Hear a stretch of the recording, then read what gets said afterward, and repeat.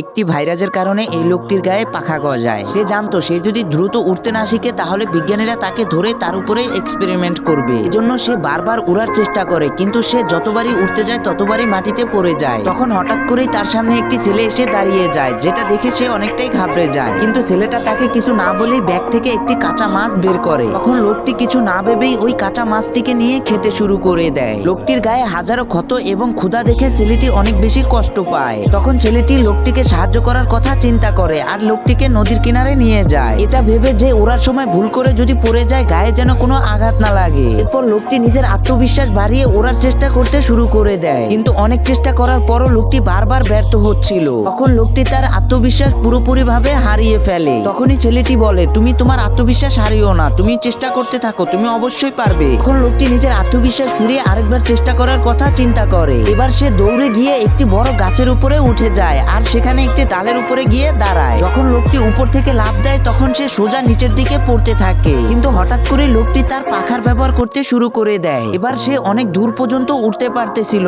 আর সে তার পাখার উপরও নিয়ন্ত্রণ নিয়ে আসে। তখন লোকটি এখান থেকে উঠতে উঠতে কোথাও গায়েব হয়ে যায়।